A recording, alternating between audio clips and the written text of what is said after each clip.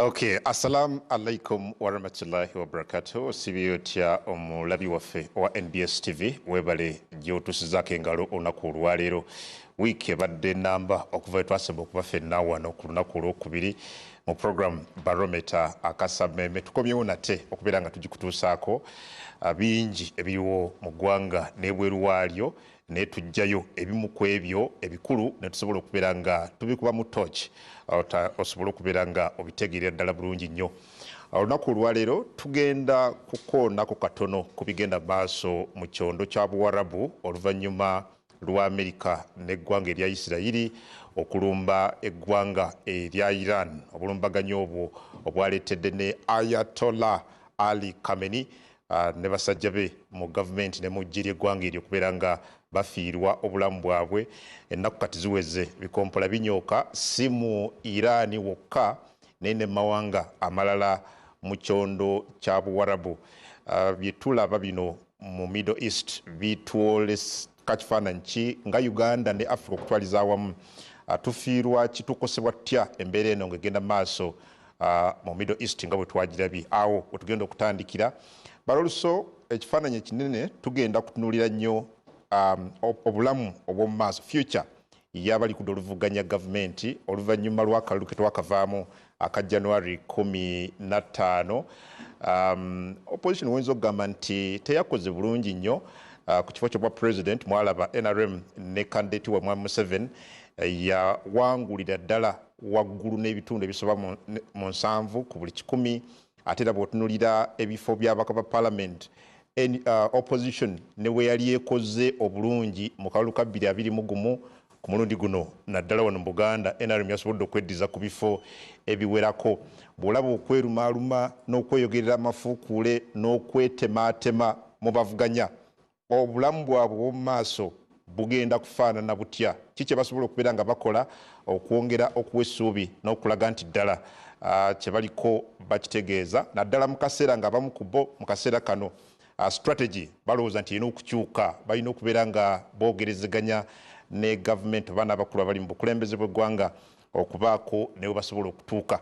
Okwanukula bino tugenda kuba twegattibwako omuloodi w'ekibuga Kampala Ssaalongo Erias Lukwago, ate nga mukulembeze mu kibiina ekya PFF ojja kuba omulaba ku lutimbe lwo.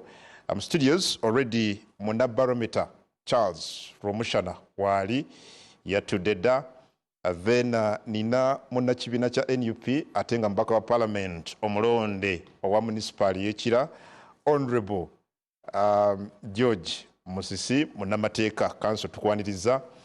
Si ye yekka, nina eyavuganya ku ntebe y'obukulembeze bw'eggwanga ali ku ludda oluvuganya munnakibiina kya Common Man's Party ye president waakyo Honorable Mubarak Munyagwa Mugaati gwa Bata, ate nga sibeeboka ayogerera ekibiina kya NRM Honorable Emmanuel Lumala Dombo naye waali nnyo. So naawe tukwaniriza olunaku olwaleero. Well, ndowooza ntandike ne Honorable Mubarak Munyagwa ku bigenda maaso mu kyondo kya Buwarabu. Ayatollah Khamenei yattiddwa oluvannyuma lw'obulumbaganyi obwakoleddwa.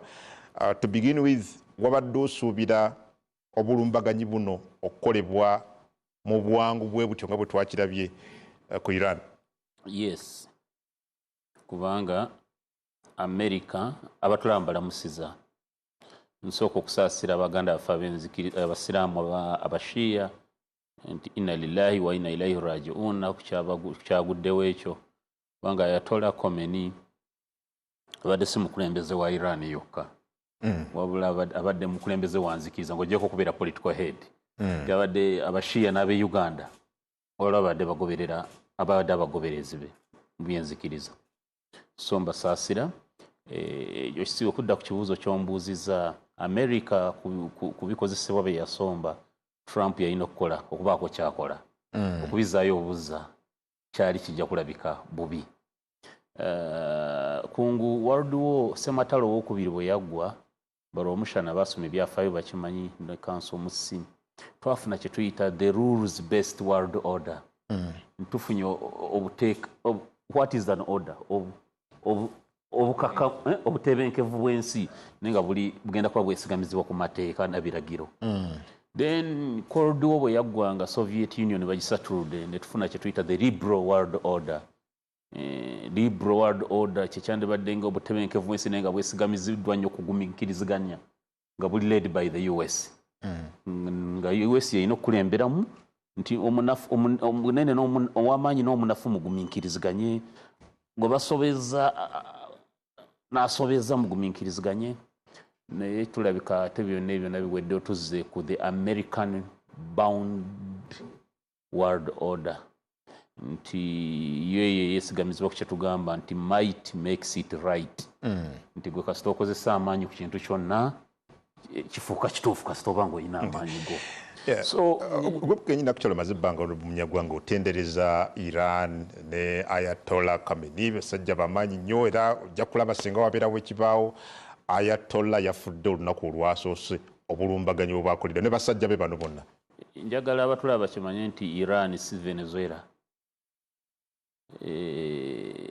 Iran eggye lya Iran it's a hydra. Waliwo ekisota mu luzungu waliwo ekisota bakiyita hydra nti kiba n'emitwe mingi sikiraba nkowane ewaffe emitwe nga mingi bwe butaleja bangambye kiriwo mmwe. Honorable Dombo. The Iranian army is the Iranian army is a hydra. Eringa buwandira bya UPDF oba eggye lya Pakistan. Decapitating it okutemako omutwe ekiyinza obutakuyamba waliwo emitwe emirala egiyinza okukola ki amagye g'ekiyekera bagakola nkonye ne kuli abano. So nti olwaleero okutta Ayatollah, of course he is killed. The regime is decapitated. Ne tesobola kugwa. Kyanjawulo okujja president ate kyanjawulo okusuula government. However, what must be noted from the onset kiri nti kiba kyakuswaza nnyo eggwanga sovereign country nga America okuvaayo ne litemula a sitting head of state of a sovereign state in such an ignominious manner. Ngeri eweebula. Get the point. Sovereignty eggwanga eryo oba ogirinyiridde. But kyenjagala okutegeeza kidda ku gavumenti y'abano nti olutalo olwo Iran esooka olusustaininga n'emyezi 2 oba 3. Kati okuva kati. Kubanga ina eggye ng'otaddeko ba reservists erigenda mu miliyoni. Yesuubira nti osobola okulimalawo n'ennyonyi. Ennyonyi teziwamba territory. Iran yenkana Uganda kumpi emirundi 7 ate erihiire. Erimu ebisozisozi erimu biki ebyaziyazi. Siri ensi so tebinnagwa.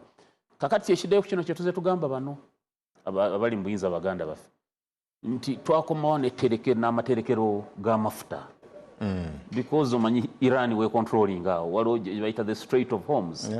Amafuta g'ensi ebitundu kumpi 310 we biyita. Wawula bya refinery Saudi Arabia nayo bagyokerezaamu. Meaning singa olutalo lutwala emyezi 3 mu wiiki nga 2 zokka amafuta gayinza okuba gaddabulinze omuwendo. Kati ffe nga Uganda twatuukawo okubeera nga twetegekera obusambattuko bwe butyo kubanga kati ensi si yakuddamu kutereera. World order yakyuse kati nagambye tekyali y'amateeka tekyali yaki oli akeera bukezi n'akulumba. Neffe wegaadinza otya nti singa olutalo lubalukawo. For instance Somalia ne Somaliland singa balwana kubanga Somaliland yagafuuka ggwanga ne baggala that the Bab Ali Mandeb omwogo guyingira mu Red Sea. Uganda okola otya ku mafuta? Can you sustain it for 6 months? Thank you. Yes. Charles, abantu bangi battiddwa bali mu 10 olw'olutalo luno oba olw'okulwanagana kuno okwatandise. America ekyagenda maaso n'okulaga nti eringa head boy w'ensi yonna. Twalaba ekyali Venezuela katwale bagenze ne Iran ne batta omukulembeze. I don't know what you make of this. Katonda w'amaanyi, Katonda wa kisa, ata akulembeza ekisa kye. Takulembeza amaanyi. Alina maanyi nnyo naye akulembeza ekisa kye kyolaba obulungi bwe bungi nnyo tetusobola kubitegeera.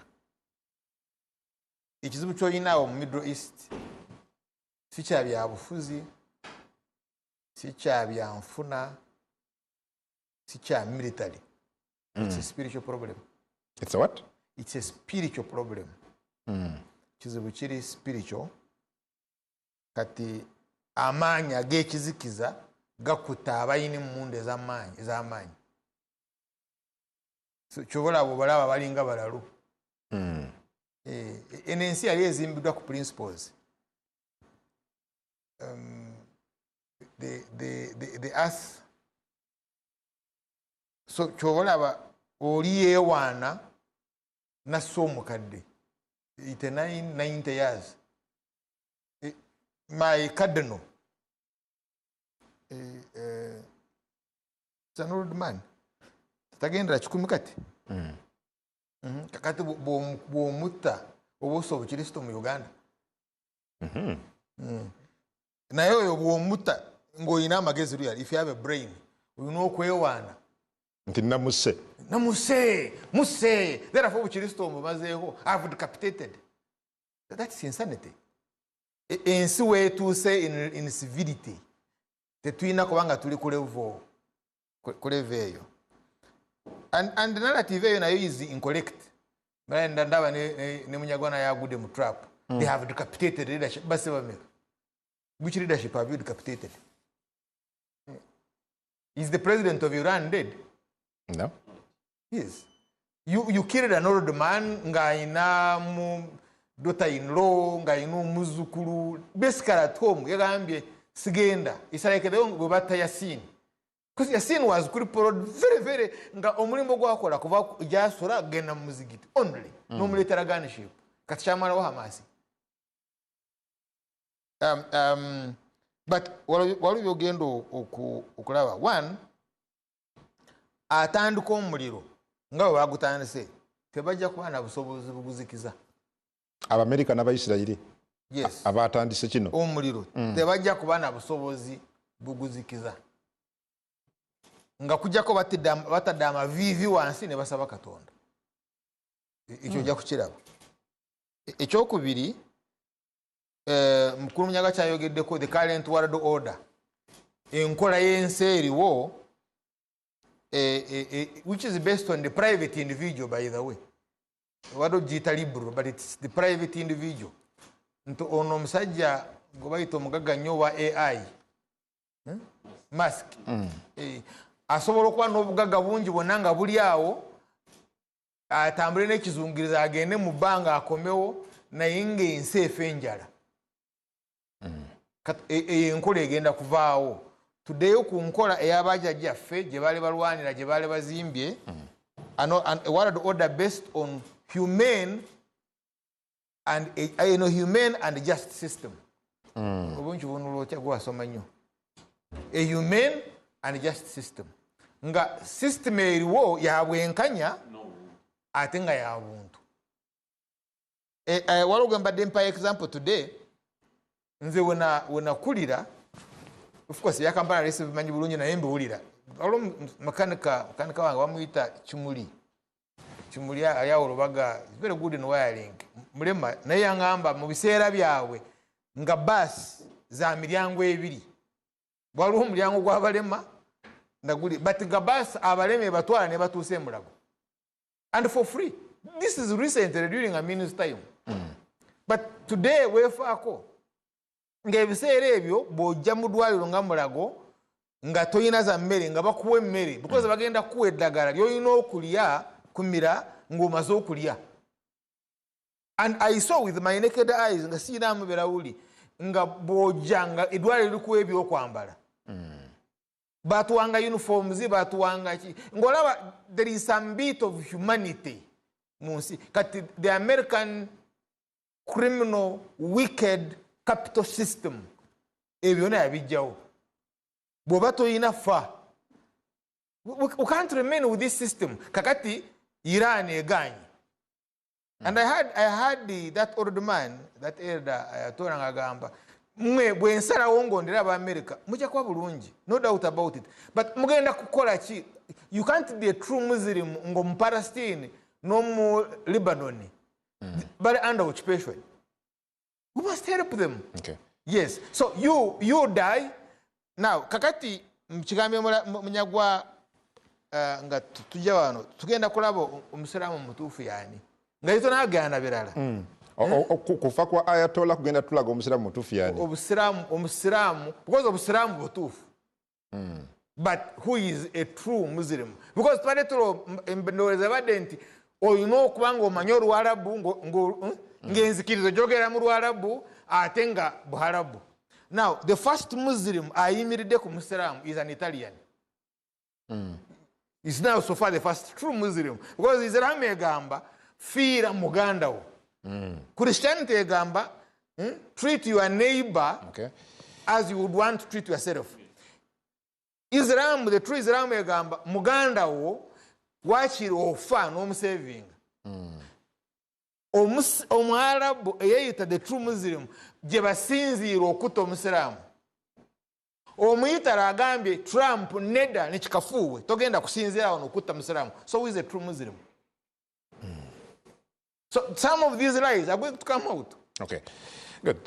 Council George Musi, abamu babadde balowooza nti Ayatollah bw'anattibwa oba oliawo ebibiina bibadde bimuvuganya bijja kukkiriziganya ne bajja kuvaayo bakole kye twalaba Venezuela ewa Maduro ekitaabaddewo bali oluso tulaba olutalo nga luli mu kuspreadinga mu mawanga b'Abarabu amalala tulaba ekiri Bahrain tulaba ekiri Saudi Arabia Qatar ne walala ne Kuwait. In fact Kuwait baatugambye nti wali n'ennyonyi z'Omumerika ezakubiddwayo. Olutalo luno olulala luyinza okweyongerawo okusinga ku kye twakalaba. Lusobola kubanga buli lutalo bwe luti nga bwe kye tulabyeko ekizibu ekimu kinene ekigenda okuvaamu kye bayita unintended consequences ebivaamu ebitaagendererwa. Ekisooka bw'owuliriza America kyekoze ne Israel of course tekiri mu mateeka in world order gye yeekanyiziddwako Honorable Munyaga gye yageddeko egamba kati gye tulina olwaleero nti bw'oba olumba ensi endala ogirumba only mu self defense nti esoso kulumba.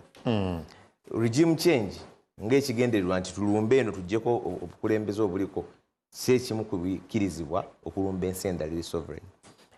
Kubanga bw'owuliza okwogera kwa Trump olabanga regime change wadde akulembezaamu ebya nuclear naye ye kennyini omwaka ogwedde yayogera n'agamba nti nuclear ya Iran zero obliterated nti zaggwayo twazimalayo tebakyalina maanyi ago. So olabanga ekigendererwa ekikulu kuba tewabaddewo nnyo immediate attack oba obulumbaganyo obw'amaanyi okuva mu Iran okugenda ku Israel oba ku America kitegeeza nti badde bagala kumuggyako nakubafugiza. Of course ne Iran sikyogamba nti eri innocent kubanga Iran kituufu yabannakyemalira kituufu yatta abantu baayo omwaka oguwedde gwennyini oguwedde bagamba yatta abantu abawera n'emitwalo 3 abaayo bennyini nga beekalakaasa naye eryanyi lyakoseddwa ndowooza nga UN bwegambye nti wandibaddewo okussa wansi ebyokulwanyisa. Yo kati kyekola kyogamba nti okuspreadinga ekikola kubagaininga kubanga international ogamba nti tukuba ensi ez'enjawulo pressure yeyongere ku America babagambye nti mulekeraawo kubanga kyovola wange erumbye zoyogedde Bahrain, Kuwait, Dubai, Qatar ebimu ku bigenda sirowooza nti dugenda kuggwa mangu kubanga ekisooka Security Council lwaki kati bagijjako obuyinza obwo nti bano ba 5 permanent members toto bali 15 naye abali permanent ab'olubeerera abatano abayina veto powers baatuukanga buli omu kati ekifuba kimu akyewulira okujjako maybe France yeteewulira kifuba naye abalala bakyewulira kakati tebakyayinza kgendayo era USA kimanyi Trump akimanyi nti abagenda mu UN Security Council abadde tajjayo resolution egamba nti balumbe Iran kwe kugamba nti eyo tetujja kgendayo. Batano baali badde nti China teyali muwagidde France nayo maybe yali badde awo bwetyo Bungereza olwaleero Stama amuganye n'okukozesa ekizinga kyekimu okulumba Iran era avuddeyo ng'alumba nti oyo Stama talowooza nti tulinga abatwogera na Churchill oyo Stama olaba nga olulimi Trump lwayogeza ayagala na kulumba kati Bungereza. Of course Russia already lutalo kakati ekyo kyabulabe nti UN Security Council yavuddewo. Ekirala kwe kulowooza nti olutalo lujja kuba lwakiyita mu lujja wapi Zelensky ne Ukraine baafuna obuwagizi bw'amaanyi nnyo mu Europe yonna almost in fact ensi yonna nga balumbiddwa Russia era abantu ne balowooza nti America engeri gyeri kusaidia Russia gyeri kusaidia Zelensky ensi yonna eri kusaidia Zelensky oyo Putin awedde n'okutuusa olwaleero lukyakoya lwagendako ne mu kisaawe ky'omupiira ng'omupiira gugenda okutandika mu Europe oba mu Premier League obawa nga basooka kulumba Russia lukyakoya newalala bwe bityo so olwo olutalo lugenda kuba lunnamulanda era ndaba baselebrating nti kuba okutta Supreme Leader ne Osama bin Laden bwe yattibwa Al-Qaeda teyaggwawo ba ISIS oba ani so kyabulabe nnyo eyo gye tulaze ekisembayo ku nsonga y'amafuta nga gy'oyogedde NBS etukoze bulungi ku mawulire g'akawungeezi ka leero okutulaga olugendo lw'amafuta gye lutambulamu era ne batulaga nti bw'ova mu Persian Gulf awo ng'okkirira mu Oman awo baasazeeko dda so UNOC bino byeyogeramu yali badde ewooninga bannayuganda nti bannanga amafuta tukekereze olugendo olutalina makulu lwesonyiwe tulina obuzibu nti reserves zaffe ennafu enkulu ennyo ezimu ezaali ejjinja zaatundibwa wano Mukula yagamba nti baleese reserve ennene atubuulira akaseera kano gye baazimba simanya ku Lake Victoria erimu mmeka olwaleero gavumenti yali badde eyogera ku reserves zaffe zirimu lita mmeka ezigenda okututaasa mu crisis ejja mu maaso awo bino yes amawulire nagala bya NBS ge mulaze Hakimu Wampamba atulaga nti amafuta batambudde petrol station tegannakyuka gagenda kukyuka essaawa yonna naye eggwanga lifuuse kyesirikidde UNOC eraganga ebiryoke buli kimu kiryoke kyabulabe nnyo so tetuselebratinga kufa kwa Supreme Leader ate tetulowooza nti olutalo lugenda kuba lwakiyita mu lujja ensi yeetegekere obusambattuko ebyo byolaba dduka terrorism bwatyo bw'abadde atagula ensi eno mwenna abali awo mutambula edda tebatucekinga nga tutwambula ngoye zonna naye kati oyita ku kisaawe nga babula kutuuka kawale ka munda ne bakuteeka mu kisikanda ne kikulaba wenna bw'ofaanana kubanga terrorism yajja kati buli bw'oleeta embeera ey'olutalo ono olutalo lwe yatankudde ebikolwa ebya terrorism bigenda kweyongera obunkenke bugenda kweyongera mbadde ndaba ennyonyi ya United Arab Emirates eyo ng'erandinga Heathrow nga bonna batuuse emitima tegibaliimu bonna baselebratinga bagamba kati ndabye eya Uganda simanya wano waliwo ezigenze zirabe embeera nga bweri kwegamba embeera eyo yonna ey'obunkenke egenda kweyongera tegenda kukoma nkya kyabulabe nnyo Salongo tujja kuddira mu maaso awo Honorable Dombo twetegese ng'eggwanga singa embeera etuuka ku omulodi kyayise crisis singa esukka ku wano are we prepared as a country? Sebo tewali amanya nti olutalo nolugenda kubeerawo kubanga Minister wa Foreign Affairs wa Iran olunaku olwokuna ng'ava mu Geneva yagamba nti kyaleetedde America okuva ku by'olutalo kubanga yalabye nti terulina mugaso oyo yali Minister wa Foreign Affairs wa Iran ng'akakasa ensi ti n'Amerika newankubadde amagye agaleese eby'olutalo yabitadde kubanga ebyava mu njogera eyaliwo mu kiseera ekyo baali batandise n'okulaga ebigambo ebikoonagana wakati w'abacommanders aba America ne president waayo ng'abamu bakkiriza ng'abamu bagaana ti olutalo luno tetulugendamu kaakati ffe nga bannayuganda twetegeke tutya nze kye nandirowoozezza ekisinga obukulu ebbeeyi y'ekintu bw'erinnya kirungi okuseera nga naawe olina ky'oseera amafuta gaffe gavaayo ddi kubanga akabeeyi kano we kanaalinnya nga gaffe gavuddeyo gaba galinnya nga naffe tufunamu. Honorable Dombo ng'eggwanga tetulina kweteekerateekera akaseera nga kano singa kaba katuuseewo okugeza tumaze ebbanga tuwulira abantu boogera ku reserve z'amafuta reserve z'emmere ebizibu bigwe Kenya ne tukaaba wano so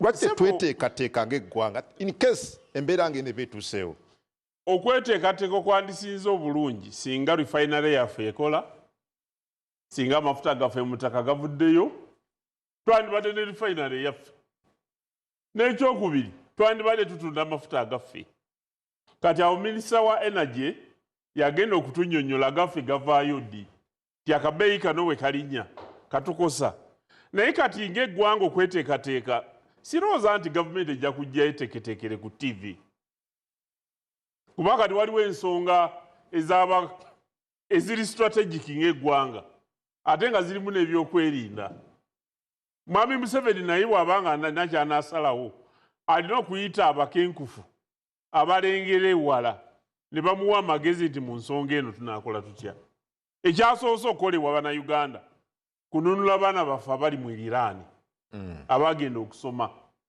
nawulidde nga Minister of Foreign Affairs aga nti babajjeeyo ne babaleta ettaki ekyo kyakolerwa kikola kirungi nnyo kaakati bano abali e Dubai twalabye nti waliwo we babadde bayiiga kubanga babadde bafulumya ebifaananyi ebitalagiddwa ebitateekeddwa ate nga biwemula oba they are exposing things that they are not supposed to do bwe nabalabye ku social media situmanyiwa we batuuse mu nsonga ezo naye nga gavumenti okweteekateeka naki kyesiteekeddwa okukola manyi nti ekirowoozaako bateekateeka ekyokukola naye nga tebayinza kujja ku TV nga tebanakufuna you see we twalitegerera nti gavumenti yeeteekerateekera embeera eyakazigizigi kwe kubeera nti olutalo nga luno olubeerawo bbeeyi y'amafuta n'erinnya mawanga amalala ffe tusigala nga tuli stable but abantu bakubuuza tetulina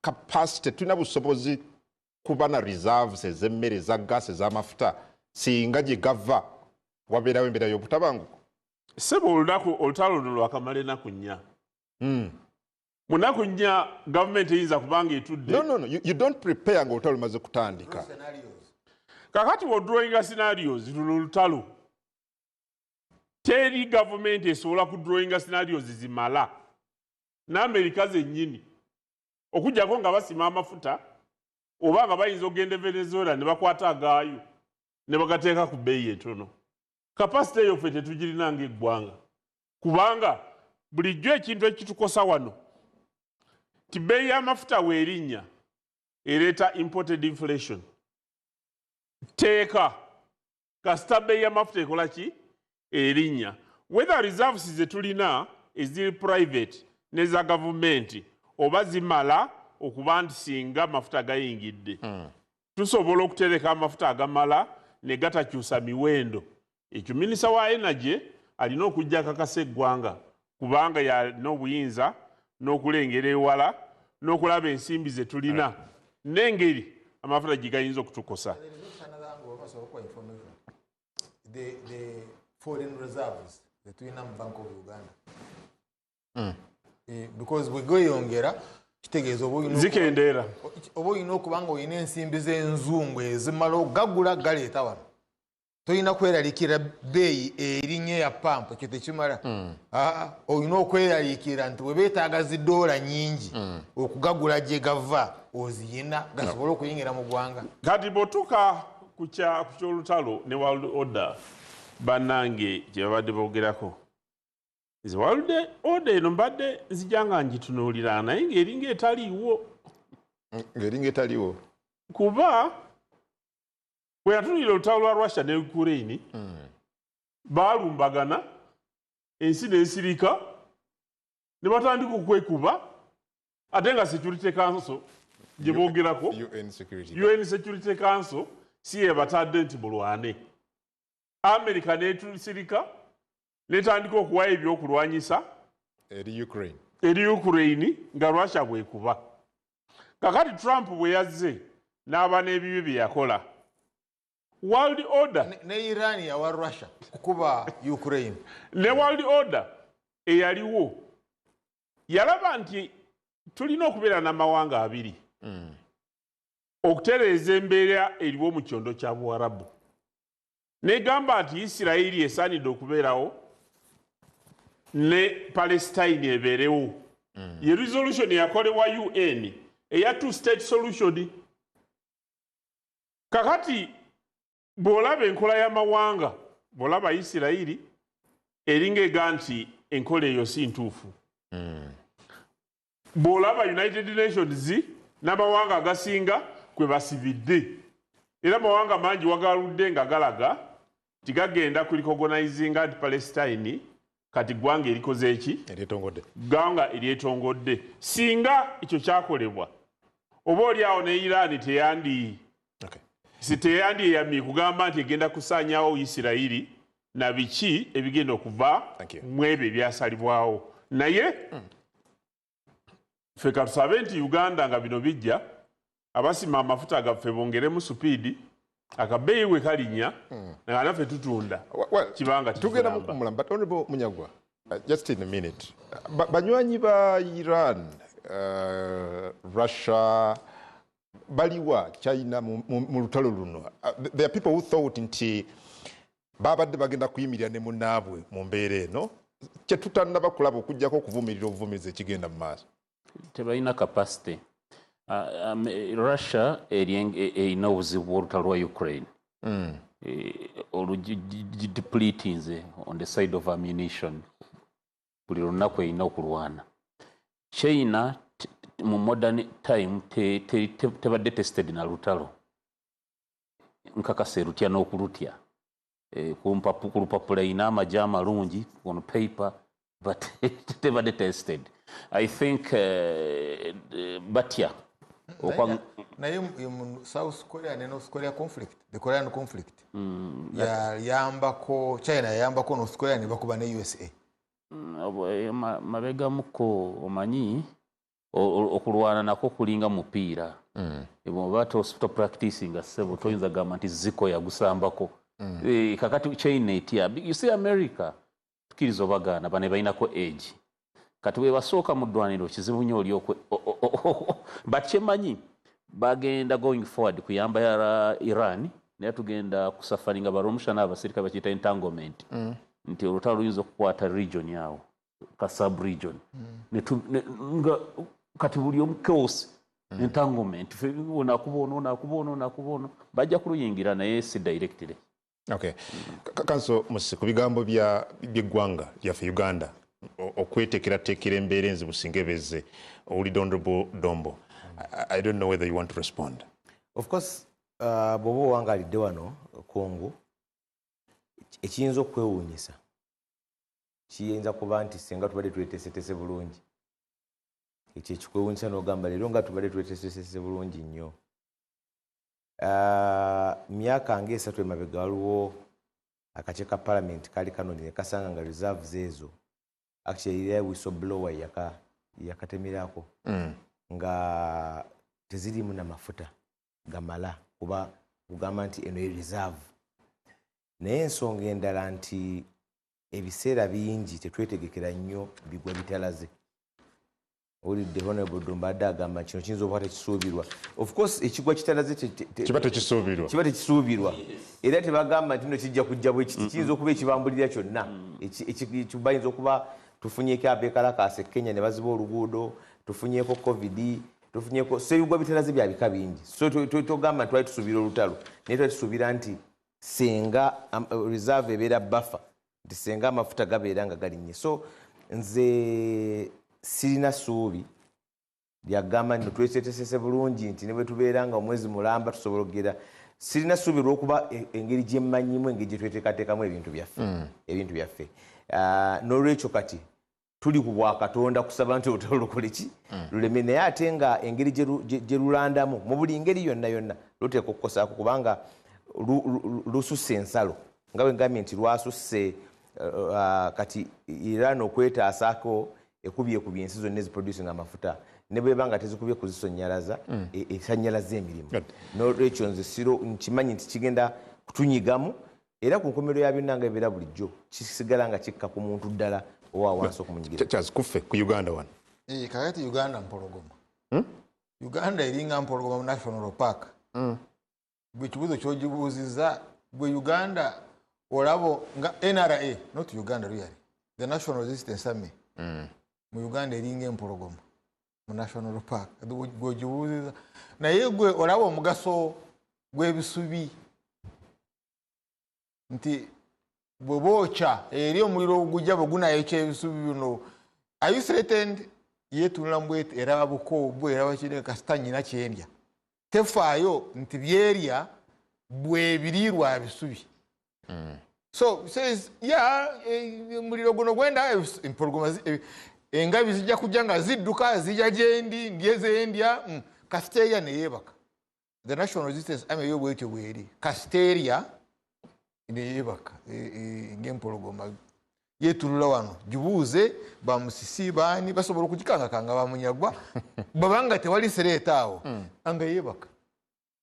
So Dombo ne tiimu ye beebafu. They cannot draw scenarios. Tebakwatako yompologoma mu paaka everything is okay.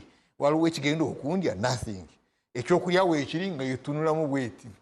Omugaso gw'ebisubi tegulaba. Kale awo wenyini wenjagala okugirawo ensimbi zino tujja andamu mu buli ngeri yonna luteeka okukosaako kubanga lususse ensalo nga bwe ngambye nti lwasusse kati Iran okwetaasaako ekubye ensi zonna eziproducing amafuta ne bweba nga tezikubye kuzisonnyalaza esanyalaza emirimu n'olwekyo nze nkimanyi nti kigenda kutunyigamu era ku nkomerero ya byonna nga ebeera bulijjo kisigala nga kikka ku muntu ddala owa wansi okumunyigira kyazikuffe ku Uganda wano. Kakati Uganda mpologoma. Uganda eringa mpologoma mu National Park. Bwe kibuzo kyogibuuziza bwe Uganda olabo nga NRA, not Uganda really. The National Resistance Army. Mu Uganda eringa empologoma mu National Park. Bwe kibuuziza naye gwe olabo omugaso gw'ebisubi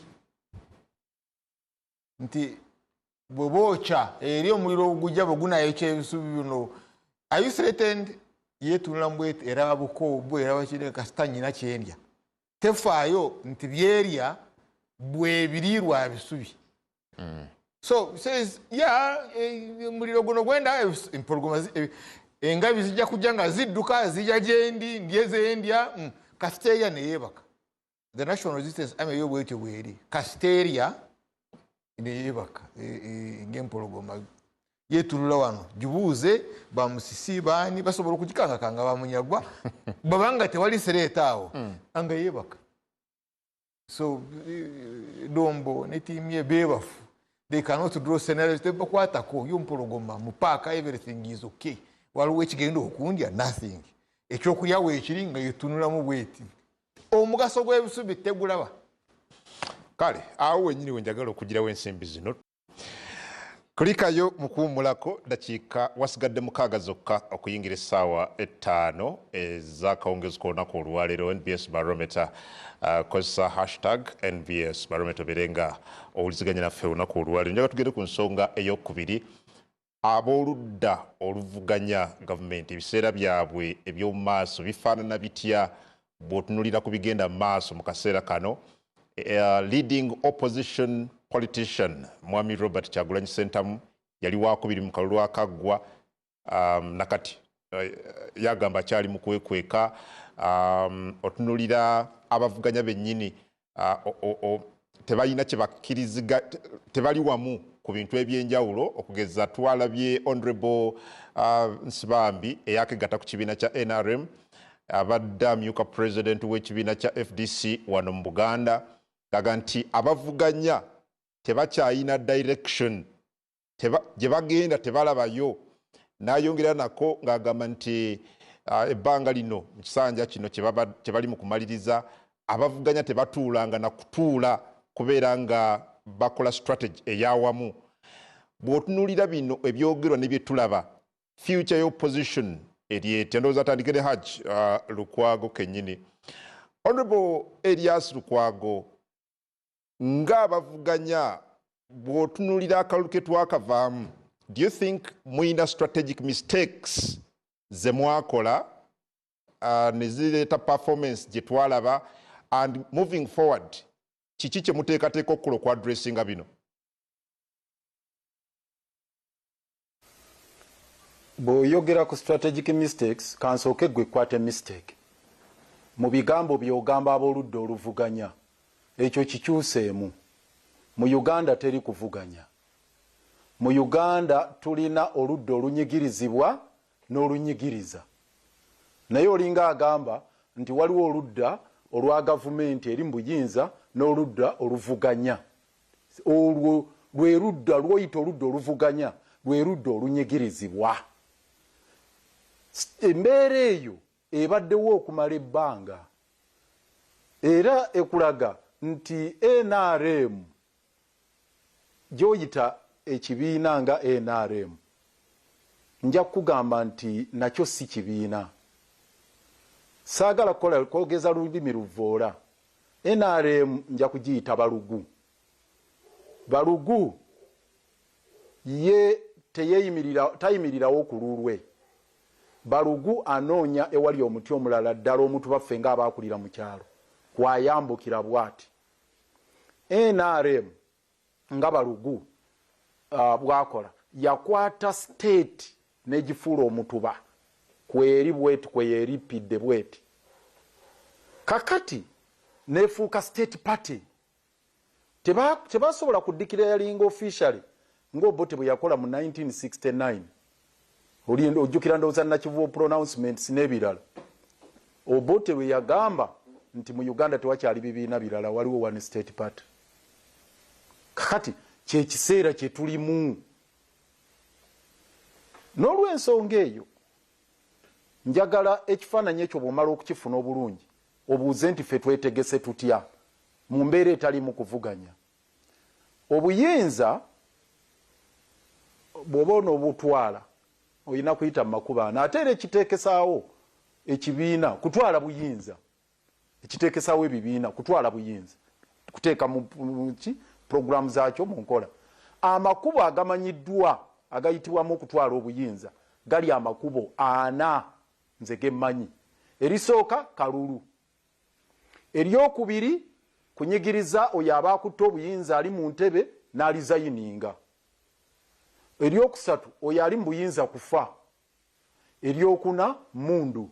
Eno mundu erimu ebintu bibiri, yinza okuba protracted wo oba golira wo oba conventional wo oba yinza okubeera ku. Naye byonna biboyiringa ku kintu kimu mundu. So amakubo ago gali 4. Njagala weebuuze mu mbeera eno eriwo gwe gyoyita okuvuganya ffe gye tugamba okulwanagana tulina kkubo ki kwago. Eryakalulu eryo tetwerimba Museveni yaliggalawo completely. Naye yabaddemu akakunkuna bwe twavudde mu kalulu kano buli omu yakkiriza nti eryekkubo eryakalulu okukyusa Mwami Museveni liggale. Eryokulizayininga amala kunyigirizibwa n'asobola okulizayininga erinja kudda nga amaliriza. Eryokusatu lye nagambye eryokufa eryo tetulinaako buyinza, eyamuleeta mu nsi yasalawo. Eryokuna mundu yeyo ku conventional war biki eyo Uganda eyiseeyo ne tubikoowa tetukyayagala kuyiwa musaayi. So ery'emundu liggale, eryokalulu liggale, eryokufa Katonda yalisalawo, katusigazze ekkubo limu lya Mwami Museveni kumunyigiriza kulizayininga. Mu kumunyigiriza okulizayininga ffe kye tuva mu PFF ne Katonga we tubadde nga tukkiririza mu activism. Ebyembi nti tetunnaba kukkaanya na bannaffe bangi nti eryo lyekkubo lye tulina okuyitamu.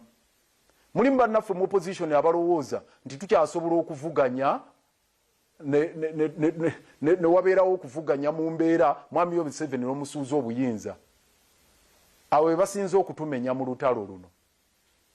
Tulina kumunyigiriza nga bw'olaba Ben Ali bwe yanyigirizibwa mu Tunisia, nga bw'olaba Bashir bwe banyigirizibwa e Sudan baani ne basobola okuta ekintu n'agamba nkitadde.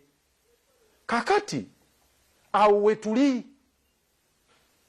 mu kumunyigiriza naye akutaddeko akazito mu intra omuleese abantu baffe abasinga ba political prisoners abamu basibiddwa mu makomera agamanyiddwa, abalala tebamanyiddwa na gye bali nga Sam Mugumye waffe tamanyikiddwa gyali, n'abalala bangi bafudde. Kakati gyoyita strategic mistake sigitegeera kubanga ffe Katonga twakkiriza nti solution eriemu ya activism kunyigiriza mwami Yoweri Kaguta Museveni. Tetugenda kukwata mundu, tetugenda kumusabira afe, tetugenda kugamba nti akalulu ke kagenda omukyusa, era n'akalulu tugamba nti tukagendamu kwongera kumunyigiriza bunyigiriza akite aliza agambe nti nkitadde. Kakati awe tuli ekyobulabe kyenkugambye nti tukyalemeddwa okufuna common ground. Ate nga ne mwami Yoweri Museveni naye bannayuganda abajjako leadership n'abadinayinga leadership kyovola bateekateekawo ebiboozi bya dialogue abo Dombo ne batandika okugamba abo opposition tebaagala kuteesa bafishinze ono boogedde kino nekiri ne bateekateekawo ebiboozibozi ebifaanana bwe bityo. Kakati ne bateekawo n'embeera ey'okuba abantu nga bali hopeless, bali baweddemu essuubi kubanga akalulu tebakyakalinamu ssuubi. Ekya emmundu eri essuubi tukyayagala mundu ne balaganga eggwanga eriri stuck ne mwami Yoweri Kaguta Museveni. Kakati faawo wetuli twagala abannaffe buli omu ffenna abali mu mbeera eyagala enkyukakyuka tukkiriziganye nti tulina kugenda mu activism. Good. Honorable, awe muli activism mugikoze mwami Museveni okuviira ddala mu bukalu ka 96 mpaka kati muzze mumwesimbako muleese enteekateeka ez'enjawulo walk to work n'ebirala tebikoze. Waliwo abalowooza nti ke kaseera actually mugende mu dialogue muteeseganye oba oli awo nga ekkubo erisobola okubatwala mu bukulembeze. Do you think ke kaseera mulowooze ku nteeseganya?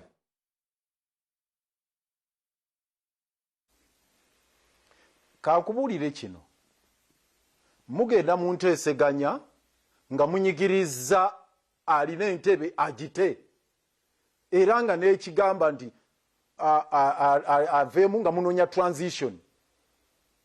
Bweba transition nga bwolaba nti Mandela yalwanagana n'abakabbulu mu South Africa ne batuuka okutuula ku mmeeza ng'abakabbulu banoonya kkubo libafulumya buyinza so si kwenyweza. Okitegeera?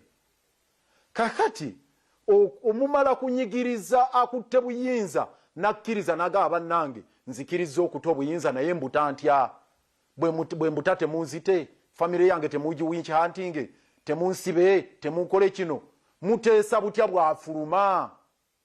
Okitegeera? Nimmala muteekako kazito. Kakati njagala otegeere kino, njagala okitegeere bulungi nnyo kyobuuzizaawo nti tubikoze biganye. Eyo ye falasi gye balina abamu mu bwongo nti mukoze wakatuwaaka mukoze wakutuwaaka mukoze bino byonna biganye. Era ogenda n'owulira munnayuganda gamba ekyo mukikoze mutubulire yakapya katema mwe tumukoye. Activism temumutegeera. Bamandero mukola 27 years nga balwana n'abakabbulu tebaayagala nti kitwale 27 years n'ebirala n'abazema mukola activism. Fe Katonga tumugeraageranyanga manyi kikungu olina omuti gwe waka olina omuti mu compound ewakaawo tumugeraageranyanga obwolaba omuti ewaka tosi omuti tobeerawo buli lunaku ng'ogutunulira gweyongeddeko ebikoola bimeka gweyongeddeko amatabi ameka. Hapaana, omuti oyongera gufukirira oyongera gulabirira ogenda okulaba oluvannyuma lw'ettayimu eyiseewo ng'omuti guyimbulukuse. Activism eyinza okujja netwala emyaka 2, 3, 4 oba nebeera entu oba emeka. Tekitegeeza nti ebeere mye. But Haj nga natera okubeera nga nzire eno mu studio akazitaako mugenda katuuza mutya ku mwami Museveni nga bwe twogerera mulabika mwetemyemu nnyo ekigenze wala ate era n'enkola gye mulina okugoberera bikeyawukana. Olina bansi bambi abaga nti eyo tebalina lugendo. Olina mwe bennyini mwetemyetemyemu ku ludda lw'ogamba olunyigirizibwa. Ekyokubiri, as we speak, leading opposition politician Mwami Kyagulanyi agamba yeekwese. Simanyi kitegeeza ku ludda olwammwe abavuganya? Ekya Nsibambi kijje okugamba nti waffe yayogedde mu lwatumisana gwaka n'asala eddiiro n'agenda. Oyo takyali ku sayidi erwana bwe gyoyita evuganya, ye yakuloosinze. Kaakati ekyokuba nga twetemyetemyemu njagala kiteeka mu biti bibiri. Waliwo abagenda ne bagamba nti ye lwaki mubeera n'ebibiina ebyenjawulo. Activism tetegeeza kubeera nti ffenna tuli mu kibiina kimu. Nze mbaddewo ebbanga lyange lyonna okuviira ddala nga ndi mu ssomero 1993 nga tuli mu lutalo olw'okukyusa gavumenti eno. Naye ne tulwana okuzzaawo ebibiina. Ebibiina biba bingi ne bikola common front. Ffe tubadde mu lutalo ng'eno embeera twali twagala era okugyetegekera. Mu lutalo olwagala okuyunga opposition. Twateekebwako embeera bamemba b'ekibiina Nsonga wa PFF akikulembera nti tuleete Kano Dr. Kizza Besigye ku bwa president. Nze ne bannaffe ne tugaana, ne Dr. Besigye n'agaana. Era bangi abatayisibwa bulungi. Nga naye ffe tugamba tutambulire wamu tusobole okukola common front. Kubanga akalulu Museveni agenda kukabba, naye olutalo oluba lukyagenda maaso nga tuli wamu. Ffe ekyo kye tulimu nti muba n'ebibiina bingi ebyenjawulo ne biyunga olujegere ne bikola common front. Ffe tetukkiriza mu bwakasajja ffuba nti kino nze nkisobola nzekka. Tugamba nti parties ez'enjawulo zikomole common front. Ebyani akoze ekinsonyiwa sijja bigendamu. Ani ali ludda wasijja kubigendamu. Nja kugamba ekigambo kimu nti ffe tukkiririza mu common front yesterday, today and tomorrow. Nti tulina kuba na common front. Sibyagamba nti waliwo okuvuganya ebibiina ebingi. Thank you. Ati saagala atubuuza nti lwaki tulina ebibiina ebingi, ekyo nkyogedde. Ebibiina birina okubeerawo bye bikola common front. Abalwanyi tebasula mu nju emu nti bonna bajja kubeera nga Katonga. Hapana. Abalwanyi basobola okubeera Katonga ne ku bitebe ebirala then ne tukola common front. Good. Tujja kuddira Haji Lukwago. Honorable Dombo. Yes, Haji Lukwago omulidde n'ebigenda maaso ku opposition obiraba. Who is responsible ku bino ebiriwo? Omukulu agambye tuyina banyigirizibwa si bavuganya. Mwabali mu buyinza abanyigiriza kusinziira ku ye n'abali ku ludda oluvuganya abanyigirizibwa. Manye ebigambo ebyo ne Mwami Trump byakozesezza ng'annyonnyola embeera eri mu Iran. Ng'aga nti ajja kugezaako okulwanyisa yakubye Ayatollah eggwanga lidde mu mikono gy'Aba-Iran abanyigirizibwa. Kakati simanyi oba Mwami Lukwago ebigambo abijja eyo, naye nga ekigambo ky'okunyigiriza n'okunyigiriza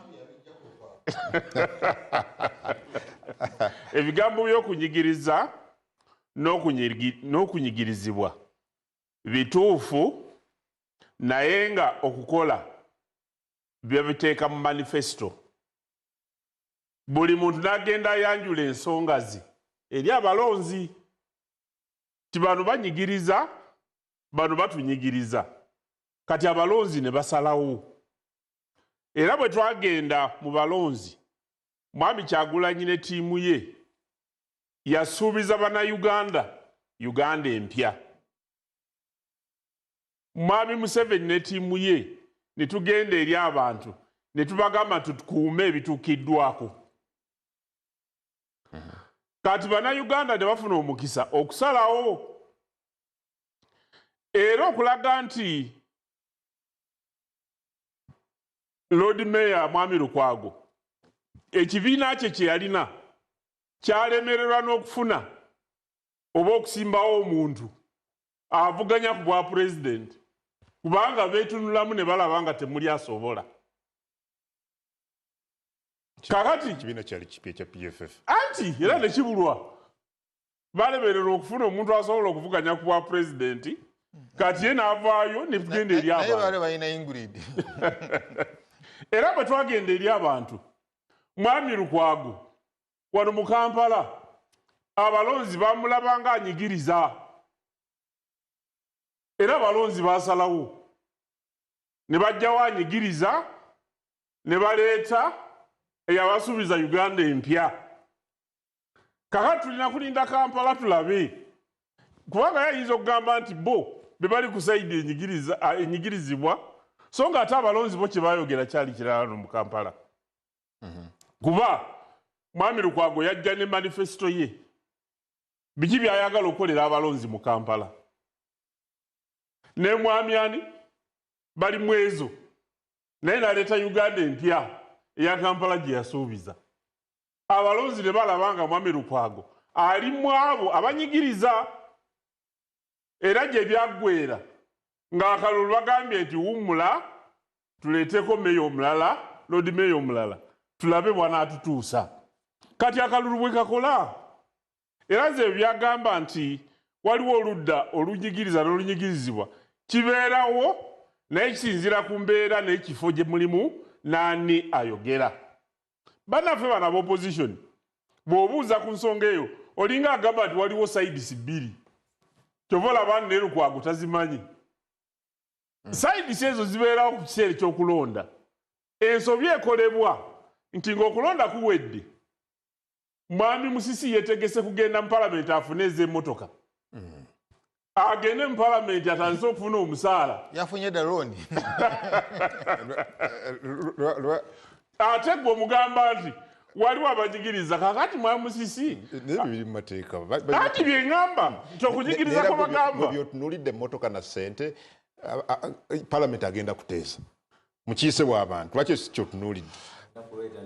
Anti kyekugambye nti bwe bagamba okunyigiriza n'okunyigirizibwa ate nga n'ebyenfuna gye biri ate nga tebabiwulidde bantu kati buvunaanyizibwa bwaffe okujja wano okuluŋŋamya eggwanga okubagamba nti ebyo balimba kasita muva mu kalulu ng'abalonzi basazeewo titukuume ebituukiddwako kakati byokugamba nti waliwo abanyigiriza n'abanyigirizibwa ebyo biba tebikyakola kubanga ne mu Kampala eddoboozi lyajja ddala.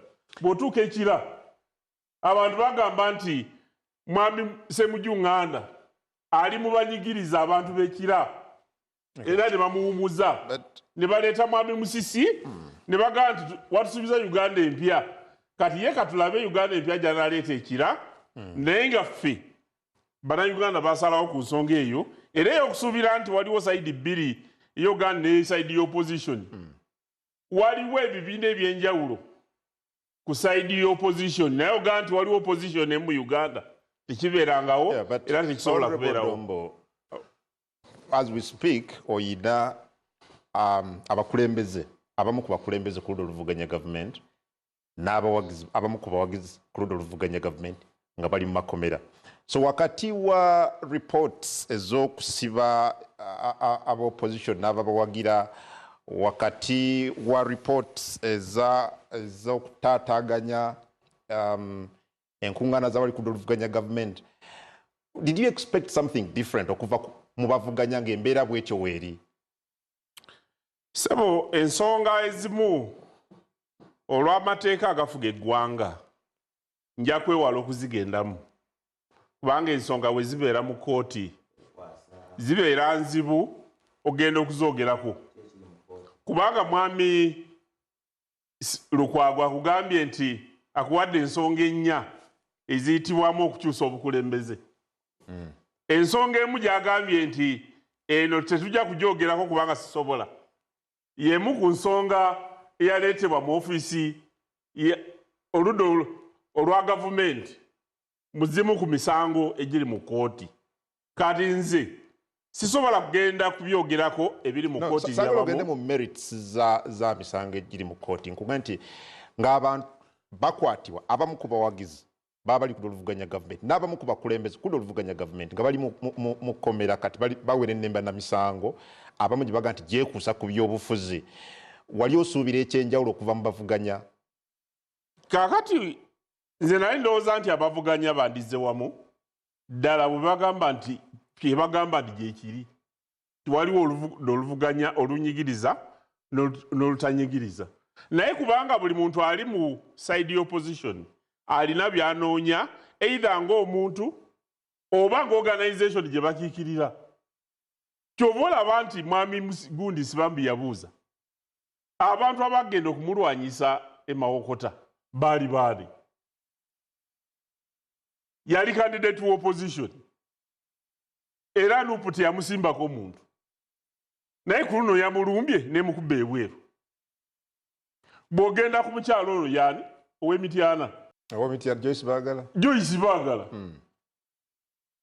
babba akalulu ku mulundi guli naye nga bw'olaba eyasinze okumulumba mwami Sseggona ne kaadi ne bagimumma nga balaga nti byakola tabisobola era tabimanyi naye yawangudde Nsibambi Honorable Nakawuki wa NRM era kyeva basanyukira naye ng'ekyaleeta ekyo saagala nkigende mu merit naye nga waliwo ekyatuleetera obwangu ne tusobola okukola ekyo kakati ebyokugamba abantu nti waliwo sayidi gye bayita opposition mu Uganda teriiwo waliwo abantu abeenoonyeza ebyabwe abeenoonyeza buli muntu agoba afune kyanaafuna nga mwami Musisi bwe yajjeyo oli munewani Semujunganda n'amukuba ettale abadde mukiise mulungi nga abantu balowooza nti byayogera ebimu gyebiri naye naye agala akwatemuko ebiseera by'abavuganya eby'omumaaso birabawa mu Uganda wano olabira ddala nga mu maaso gye tulaga sijja kwewuunya singa mwami Munyagwa enkya bunaakya n'ajja ewaffe ekyaddondo n'agamba nti naye azze okutwegattako oba mwami Musisi oba omuntu yenna ng'avudde mu opposition kubanga bo bennyini abavaayo be batubuulira nti ebiri eri kifumba mutuku kitokota sikisaanikire kubanga tebalina future mukama waabwe leader wa opposition ebweru wa parliament yeekwese olumu omulaba ku mugga ng'atambuza bigere olumu omulaba ng'agenze mu Geneva ku mitimbagano ng'ayogera n'abazungu ng'asaba ebitasoboka olumu omulaba ng'akola katemba kati ffe ebyo si buvunanyizibwa bwaffe naye bo bennyini abavaayo nga mwami Sibambi bwe yavuddeyo n'atugaa nti eri teri ssuubi ate nga n'abalala bakyakonkona ewaffe bwe mbalaba betwogera nabo njagala mbuulire bannayuganda nti obudde bwa opposition mu Uganda si butangaavu kubanga abagikwatiridde ne gye balaga tebalabayo. Honorable Munyagwa, obadde ku opposition okumala ebbanga ddene mukyalemeddwa okutwala obukulembeze bw'eggwanga balooso n'ekitonotono kye mubadde nga mufuna babaka ba paalamenti n'ebifo ebirala akalulu akayise kalaga nakyo kigenze kibava mu myaganya gy'engalo rather kigenze kibava mu ngalo obuzibu olowooza ki temu addressinga nsonga nkulu temuwa alternative temuwa solutions. What is the problem ku ludda lwammwe? Lord Mayor agezezaako okusikaninga mu ekizibu kyonna.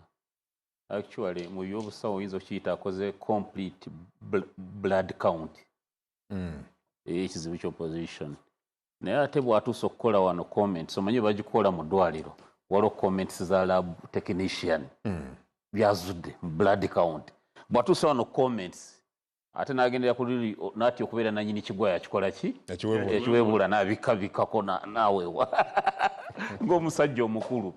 Yes but sorry but ekiri ku opposition bizibu biri bisatu ekyo oba oyagala oba tokyagala ate zamu liberated character mu opposition.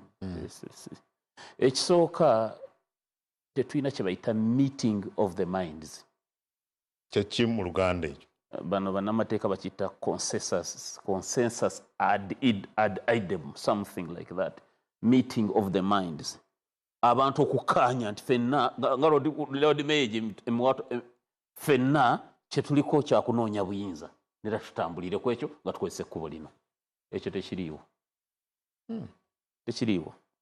Number 2 bw'ogamba nti abanyigirizibwa oba olinga atutadde mu tuluba lyerimu nti we are one force but we are decapitated force commandless.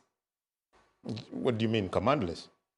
Tetuyina mpagi Ssedduge commander teri front etabaako kamanda wa kuntiko muyina mu parliament waliyo leader opposition Mwami Ssenyonyi mu opposition mu ebweru oyinza okwogera ku leading opposition politician. In this case, Mwami Kyagulanyi. Awenzija. We are commandless. Ngenda kuwa reason lwaki. Ekyali command eyo it was presumption. In parliament yandibadde honorable Ssenyonyi. Ebweru nga nupu ye taking that. But these people, my brothers here, with all due respect, they abdicated over that. You see, opposition ya Uganda kati ziuche ine kisinga kati pettiness. Struggle nene itinge ya viwako, buli muntu nadda ku kange kachira kafe. Let me tell you. Kange kachira kafe. Kafe. Kozo Luganda rumushara rumutawanya. Mu Luganda tugamba kachira kafe. Tetukozesa nnyo bigambo. You know? Kange kachira kafe. Botunuli akalulu kali akawe kana kalulu akawedde. Notion ya abanyigiriza versus abanyigirizibwa. With all due respect. Toina katibade te applying because embiranye Masaka ebadde nnyo wakati wa DF ne NUP okusinga yanga bwe kiri wakati wa NUP ne NRM ekyo bwe yagala kikiriza Buganda bwe kibadde bw'ojja mu Kampala Haji Lukwago yes wenyini embiranye ebadde wakati wa Lord Mayor Lukwago ne Lord Mayor Mulonde bali mwezo ebadde esinga ebadde wakati wa NUP ne President Museveni. I want to tell you that and I will be frank with you. Ne wono sigamba nti badde nsobi ono beye ono kikulaga nti twava ku cause ennene ne tubeera driven away by pettiness ne tudda ku buntuntu obutono. Lord Mayor akimanyi yabeera alayi wa Besigye yatandika okubeera alayi wa Besigye close alayi yenyenye okukozi baali wamu 2001 but okubeera nnyo close nga Lord Mayor wa DP Besigye wa FDC oba reform agenda nga tebafaananya ki meaning nti you don't need to be in one party okubeera mu struggle emu naye olwaleero opposition Lord Mayor akkiriza obogaane we are in disarray neera nkusaba oli mukulu wange please take the lead ogezeeko you initiate we need to regroup tuve mu byokwerimba amanya kubikkirira tetuya commandless tewali kye bayita meeting of the mind tewali kibuli omu akuba amasasi mu direction ye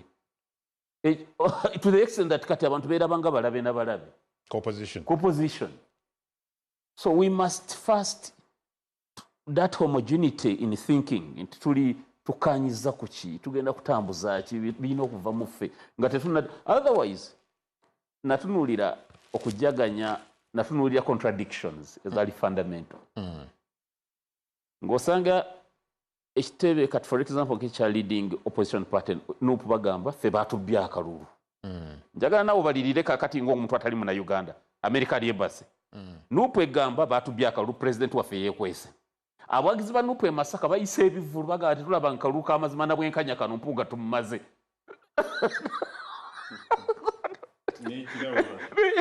you get the point aba bali mwezo baga tumaze you get the point okirabira ddala nti pettiness yatutwala kati omuntu atunulye bwa Lord Mayor nga struggle obwa kansala nga struggle obwe mupinga struggle so nga luli twagamba nga in the name of the struggle of the bigger struggle tuli kuono so nsaba the earlier the better please let any one of us initiate tulabe nga tuli regrouping otherwise Council Muse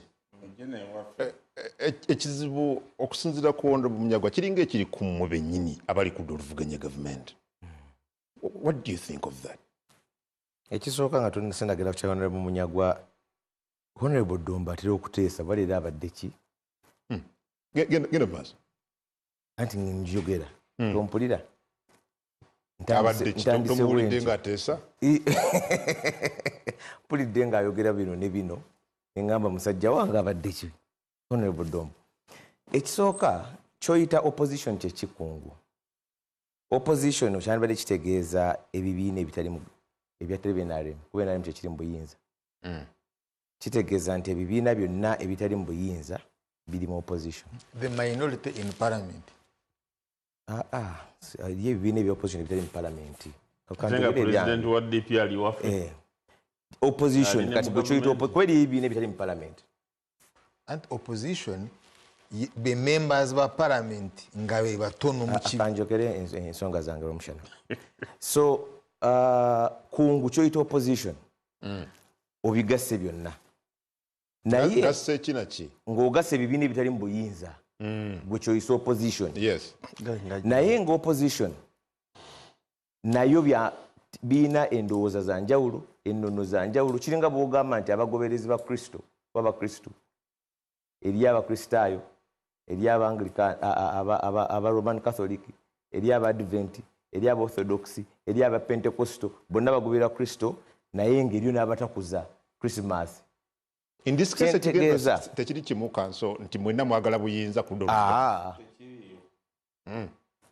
nti kaakati kanku ekyokulabirako oyogedde gwe kennyini kyogwakireese nti ano honorable Dombo yakireese nti Democratic Party balina president general ali mu government era batuula mu parliament ate owa DP n'abuuza ntwagala aba gavumenti batubuulire kiki kye bakoze ku kino naye nga member wa DP minister wa justice alina okiddamu ye president general wa opposition so ababaddeko mu bano bonna abali wano babaddeko mu kalulu mukimanyi nti oluusi eriyo ne candidate mubeera mu kalulu nga mulimu abantu 10 naye ng'abavuganya abaagala ekifo bali 3 ng'eri avuganya ng'agamba nze njagala kwetegeka okiddako bandabe omulala nti njagala onanzijemu ebyo biwulira n'olwekyo ebibiina ebyopposition sirowooza nti byonna birina endowooza y'emu kyenjagala okukkaanya ne road mayor nti indeed ebiseera ebisinga weetaaga okubeerawo front eyo gyeweekoze n'ensi zeekozeemu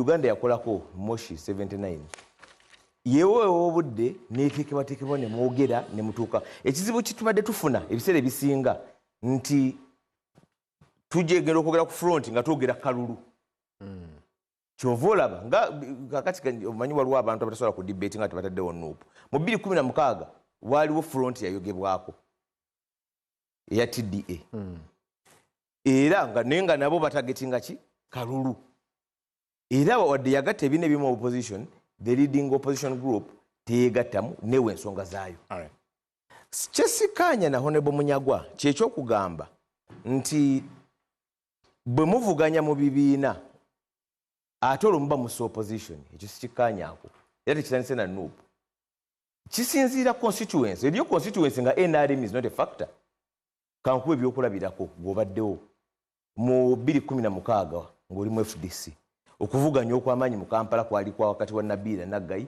ne Nakiwala Kiyingi. That was not pettiness kubanga NRM was not a factor. Okuvuganya okw'amaanyi Masaka gy'owadde tekwa NRM teri factor wali wakati wa Ndoza Honorable Mbidde ne Honorable Mpuuga. So kingezako kugamba nti ensonga enkulu nti musobola okusigala nga mwogera ku nsonga ennene. Kaakati kino ekyakalulu akalulu event akalulu kajjabuzi struggle si kalulu. Apparently opposition teyina bukulembeze okusinzira ku Honorable Munyagwa. Anti sengo agenti mwe muyina okuwa direction but okusinzira ku ye you seem to have abdicated ekimulinga abaki obuvunanyizibwa obwo abaabuvaako. No tetubuvangako. Sengo badde ompuliriza nkugambye nti kyoyita opposition bye bibiina ebitali mu gavumenti naye ate ng'ebibiina ebyo tekiri kibiina kimu nekibadde ne nuupu ne bwebadde nga si leading opposition party ne FDC bwe yali nga eri mu leading opposition party eri ebibiina ebitali mu gavumenti ebyagisojjanga gyebiri waliwo n'omukulu omu akuli ebibiina ekimu era naye yaliko kuwagamba nti lwaki Besigye era Besigye ava mu West Lagos tubatuwa. So enze ensonga enkulu gye ndowoozaako okugamba nti tulina okwawula abantu baffe n'obukulembeze kubanga era tekiri automatic kungu nti abantu abeegattira wansi w'ekibiina gundi omukulembeze gundi bw'anaakyuka nga nabo bagenda naye. Nze njagala okulooza nti bannayuganda era kyenzikaanya ne Ssaalongo Lukwago bannayuganda bo beeyawuddemu ebibinja byenjogerako byayogeddeko ebyabanyigiriza n'abanyigirizibwa. Kaakati ono ajja wano akugamba ono agenda kufuna gondi ye nga tayogedde ku musaala gwafuna ogw'obukadde 5 nga director ono kati yayinza okuba ali ku protecting the gains.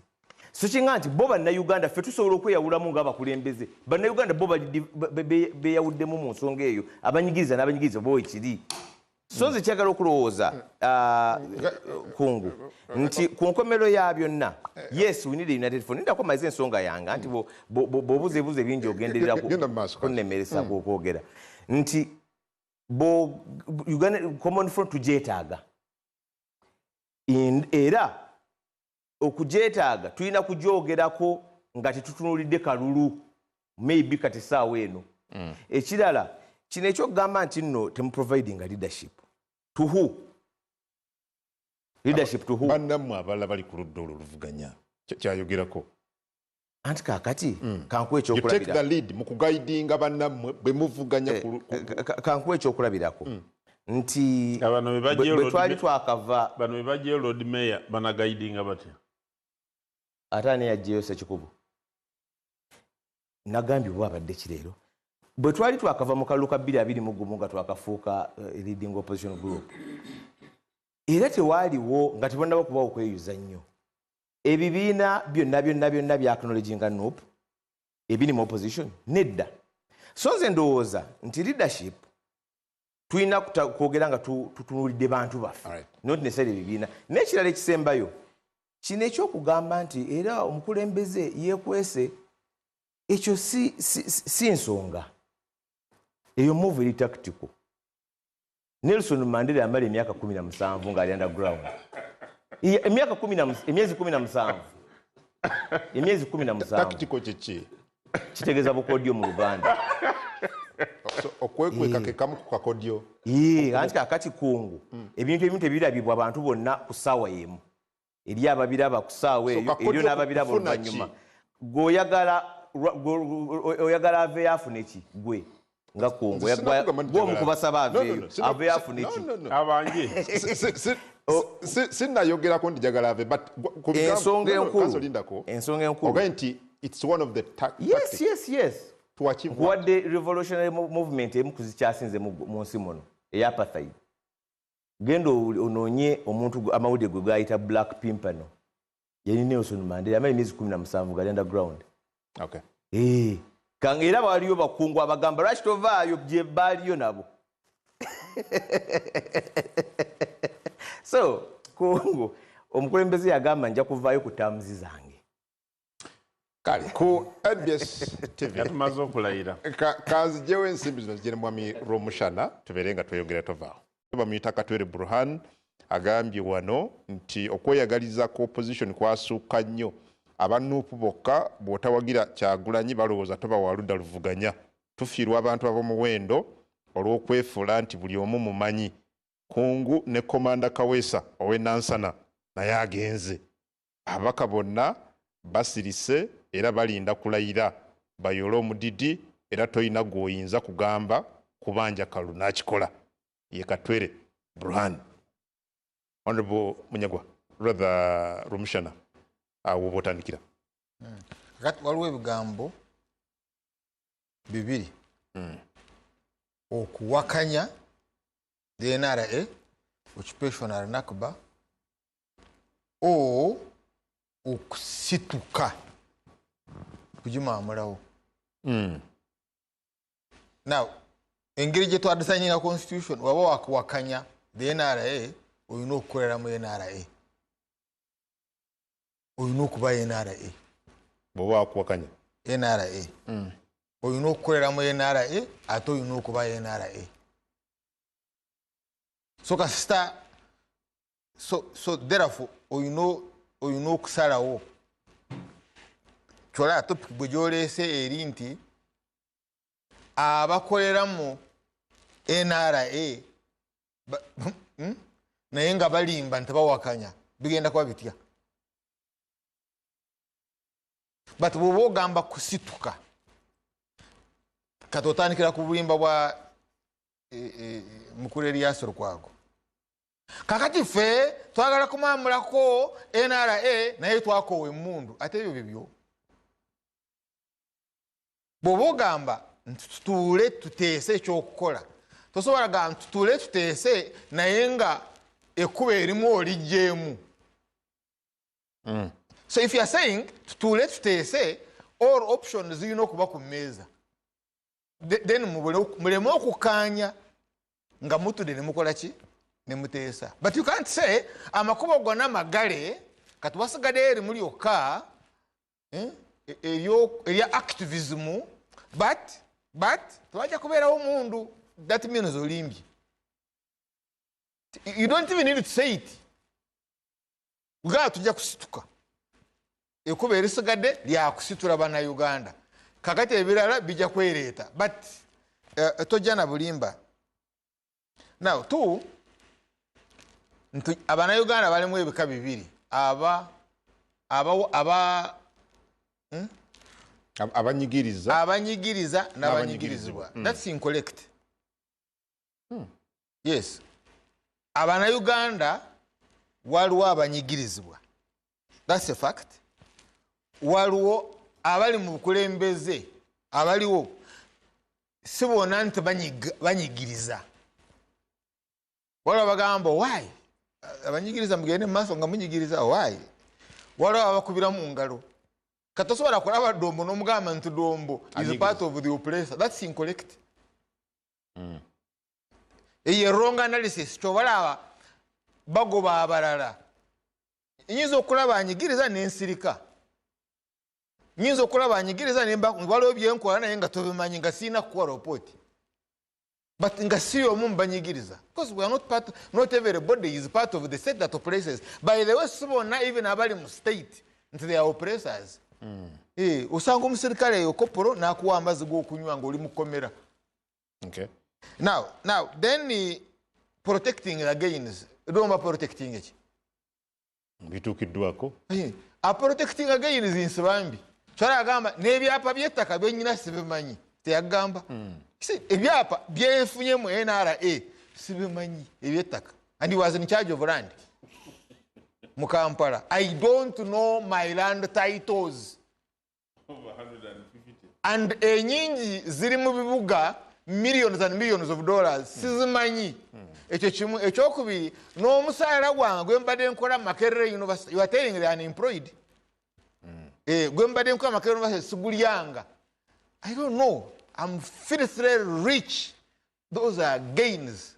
How do I protect my gains?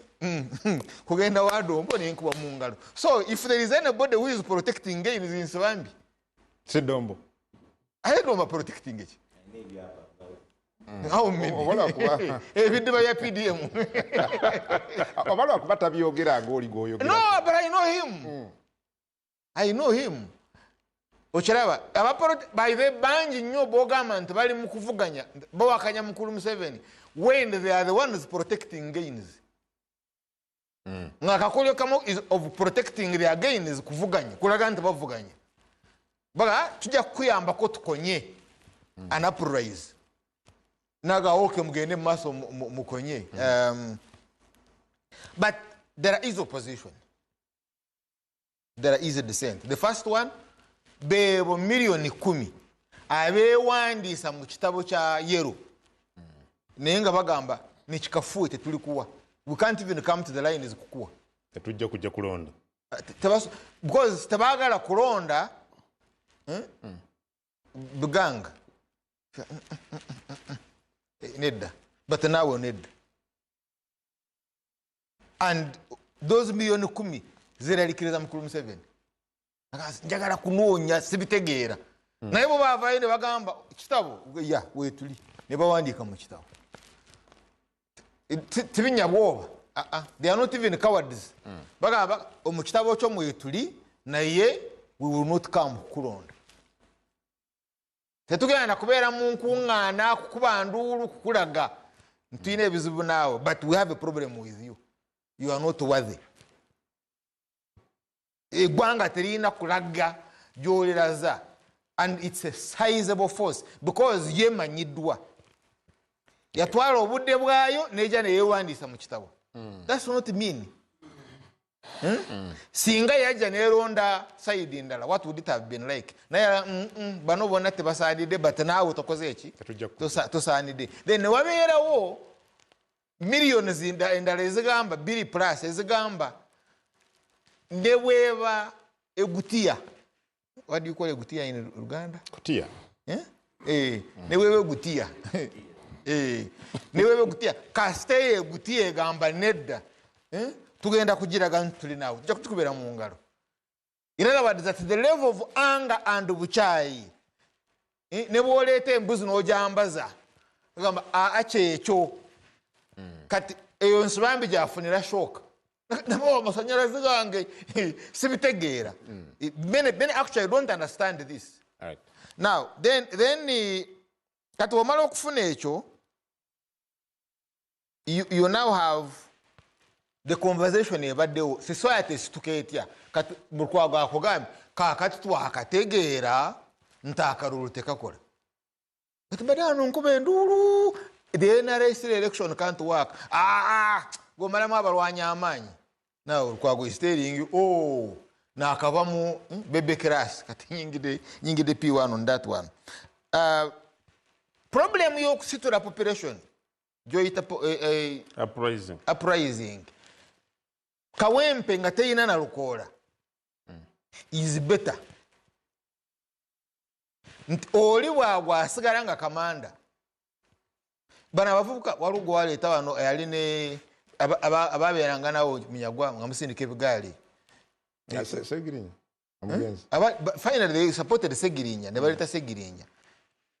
Baduna Lwemba Mawat. That those boys now they are demoralized. Because they were already declared as victors. Kati, but you now have an Arukola, ngatagenda commanding a population to uprise. Chechimune ezo areas eza ewa onojava kati chira is the surrounding a city Makindye tosobola genda abantu obakunge balumbe. You remember engeri gye balumba nga kabaka bamuganya ogenda Kayunga. Why? Because bwe bawangula bano babivaako, they only mobilize or organize ku byakalulu. Tebasobola ku organizing era bya uprising. Ye confusion gyofuna. Then finally, let me raise two issues, but in summary. Tunulira mapping, ebadde Lwanyisa Mukulu Museveni esobola okuvaamu amagye, eje. Or uprise. Oli kyayise activism. West Nile, Northern Uganda, Acholi, because the attackers, Olango, ewa political leadership, newa intelligence. And then Teso, UPA. Uganda People's Army, Biapito Tai Special Forces au gore neberala. Eyo ground eyo yonna. Kati wenjogerera egenze ku level yokulwanira wa speaker. So Mukulu Museveni agitunulira nga Acholi erwana neteso over speakership. Over speakership. It's not Acholi UNRA, Tito Kero Lutwa, Basilio Lalo Kero, neogola babombinga Museveni Luwero kati tebachayina ku buyinza balwanira wa speaker. In other words, mapping has changed. That's why you see Vesije yawangula Acholi nga tajimanyi. Why? Because the consensus yali for the uprise against Mr. Museveni. Alabadaja yalikira nyo abagitulide mpola mawo ne bwayagala church muwa because ayagala that community sigalengeriwe. The United Political Front mukulu lukwago njagala kiyigerero tosobola kuba ne United Political Front nga toyina capacity to do extreme violence on indiscipline. On? Indiscipline. Yes, United Political Front together, but chetuna kanya chino kukolebwa. The most minimum, and you do the most minimum, recovery of sovereignty, recovery of the economy, and the expanding of the dictator. Okujawo na chemalira mwenda muchikanya. That's United. Those are most minimum. Bumumala okumujjawo to recover the economy. Ate bumumala ekyo to reclaim sovereignty. Kati bumumala okubikanya chobola mugaza tosobola kuvaayo ng'oli wa oyinayo Islamic Jihad, oyinayo Hamas, bwe mumala okukanya kulwanyisa Israeli, the occupation force, gwe tosobola kuvaayo n'ogamba I want to do it my way, you die. Kati mu NRA eri mu field bwe bakanya n'ogaana nga bakuwa akafuni. So you cannot have a united political front when you don't have capacity to enforce discipline through extreme violence. Thank you. Njagala kufuna ajiruko in fact ayigirirawo wennyini mge nti oyagala ekyakiga okuva leero. Honorable Lukwago, njagala oyanukule mwami Omushana, but also ng'ofundikira emyaka gino 5 biki byolowooza bwe mulina okusaako essira ng'abavuganya kola nongosereza mu mateeka agafuga ebyokulonda, biki byolowooza bisobola okubabbulula ng'abali ku ludda olunyigirizibwa? Kusooka mwami Omushana ampanze ebigambo mu kamwa okugamba nti nagambye nti ffe twakakitegeera nti ekkubo lyakalulu zibe. Ekyo mwami Omushana ssebo si Katonga. Katonga position yaffe muyite supreme leader Dr. Besigye Ayatola bulijjo akinnyonnyola bulungi nti ekkubo lyakalulu aliyiseemu alinamu experience amanye ekiririmu. Tusobola oddigendamu nga weapon y'olutalo naye sigamba nti akalulu kagenda kujjawo mwami Museveni naye kuyingiramu nga abagenderamu nga lutalo kyekireetawo United Front. Maybe kyoyogeddeko ekya discipline oyinza okuba ne point nti omuntu bwe muba nga mukikkaanyizaako nga kijja kugobererwa. Ekyo is food for thought kubanga debate ekyaliwo nnyo ku nsonga eyo. Mwami Dombo ayina kyayogedde awo nakyo siyinza kireka. Agenze n'agamba nti abantu b'e Kampala mbwe eddoboozi lyabwe lyayogedde. Omulaba nga yenna n'essanyu lingi ayogera okuva akaluluko bwa Lord Mayor bwe kaggwa. Mwami Dombo y'omu ku basinga okubeera abasanyufu ku byakavaamu. Omulala ye mwami Kyofa Togabye naye musanyufu nnyo era asiiba ayogera Lukwago twamuwangula gy'oli nti mwami Kyofa Togabye ye yawangula. Muhoozi naye n'atwitinga nga musanyufu nnyo General Muhoozi nti Lukwago kavudde Kampala buli kimu kyonna ekyesiba bagenda kitambuza kaakati. Ne Namyalo n'abalala kifaananyi kikulaga ki mwami Dombo kyoleeta ekyo. N'ekirala era kyewiteekeddwa okumanya mwami Dombo eddoboozi lya Kampala njagala okakasa abalonzi wano bannayuganda nti ddala bannakampala be baleese ba MP 3 abe NRM mbukati kuba MP 10 NRM erinako 3 ekyo nga kyavudde luddawo. Ekyokubiri Makindye division bajja mba opponent 11 basobole okuyisaamu owe NRM mbukati NRM erina bammeeya 2 ku magombolola 5 luddawo. Amagombolola gonna 5 mu Kampala ba majority ba kansala be NRM yesinga mba kansala gonna 5 tewaliwo nti oba opposition yerina abasinga bonna magombolola 5 majority be NRM nenangirira gye babalangirira wali ku Tale Center ogimanyi. Kawabe ku stay wall bagamba nti bakansala ba opposition bali 18 abe NRM bali 16 nga kiri luddawo ekyo. So eyo celebration gyaliko kwe kulaga embeera eyo Muhoozi gye yalaga nti kaakati Lukwago kafulumye ekibuga bakyeddiza. Yoyo mwami Dombo kyalikaawo. N'ebyo bolala wonna zibaddikire yalinga bingi era tubagamba mulangirire muteeke mu gazeti tugambe Electoral Commission muteeke mu gazeti ba MP abo be mwalangirira emisango mugirabe egigenda okubeera mu makooti bakyaganye. So leka ku celebrating ebyo byoyogerako mwami Dombo. Ekyo nga nkimaze ogubuuzizza kye kisembayo emyaka 5 kiki kye tuzzaako. Sitegedde oba obuuza ffe ng'aba PFF oba wider opposition gye muyita opposition naye nze gye gambe oba oludda ddala olunyigirizibwa luzzaako ki. Nja kwogera ku side zombi mu bufunze. Ffe nga PFF twalangirira dda nti tuli ku rescue mission. Tulina okweddiza eggwanga lyaffe era tetugenda kutuula. Era ne tubagamba bino ebyabaddewo mulimi kutunuulira kifaananyi ekyo ebyavudde mu bintu bino. Nga bawozaamwe mulina ababaka 2 bokka. Ne tubagamba lutuukiya eggwanga teriyinza kubanga lirina ababaka 529 nga gw'ogamba nti position tewezaako n'ababaka 10. Ekyo nga ddala kyekifaananyi ekya Uganda nti tetuwezaako 10 ku babaka 529.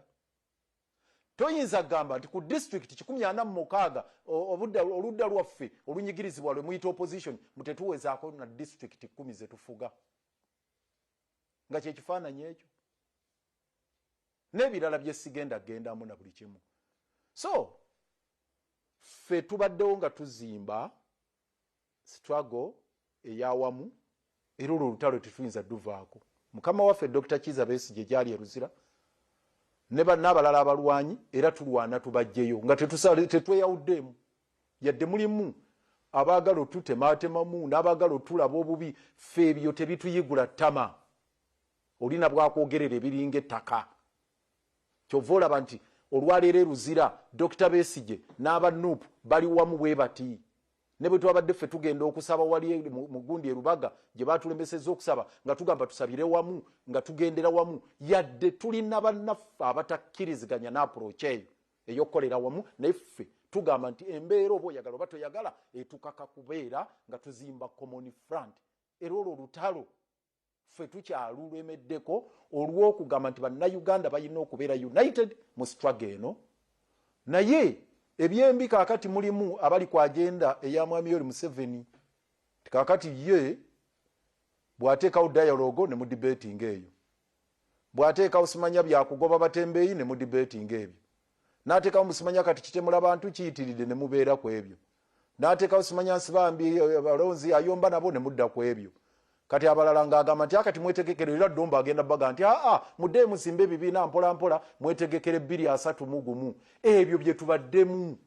Nze gwolaba wano nga nfundikira mwami kungu n'abatulaba n'abatuuliriza okuviira ddala nga ndi mu bukulembeze bwa Dr. Semogerere nga tuzimba United Front era nga mu nkiko zonna mbeera musaale nga Dr. Semogerere ampeerezaayo mu kuteesa mu IPFC mu IPC mu ludda wa yonna okujjako TDM bankyankalanyizamu naye walala yonna mbadde musaale. Na wano jjojjuzi ly'abalamu mu December twabadde Ethiopia nga nkulembedde delegation yaffe ya PFF nga waliyo n'aba NUP bana wamu n'aba ANT nga tuteesa kuzimba common front.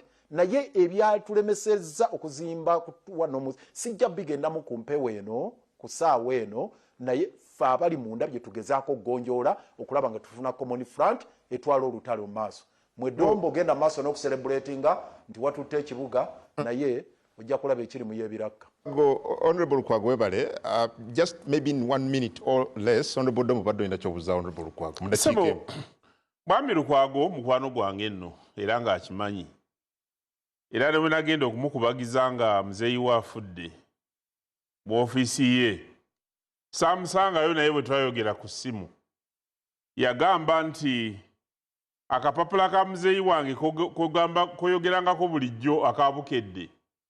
Ebigambo muzeeyi we bye yamugamba nga yakalondebwa okubeera meya w'e Kampala, yamugamba nti genda okolagane ne Mwami Museveni muzimbe ekibuga.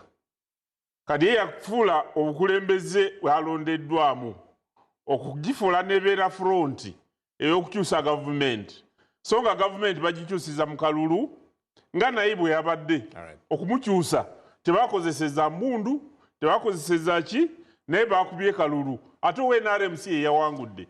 Haji Lukwago sibula tukwerekereze.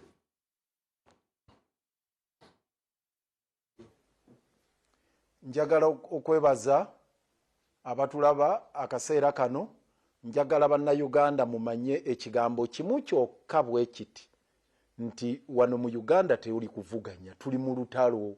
Waliwo abalwanyisa abantu naffe abantu tulina kwerwana. Muleme kwetemaatemamu ng'olaba nti Lukwago oba wa PFF oba oli wa Mbuleera simanyi ono wa kibiina kino n'otandika okunyiiga n'okola n'oyogera bino obalaba mu social media ddala abavubuka mmwe njagala obbagamba bassebo ne bannyabo. Ate mujja kubiraba abavubuka mmwe maaso awo nga mulaba ensobi ze wakola emabega eno noga I wish.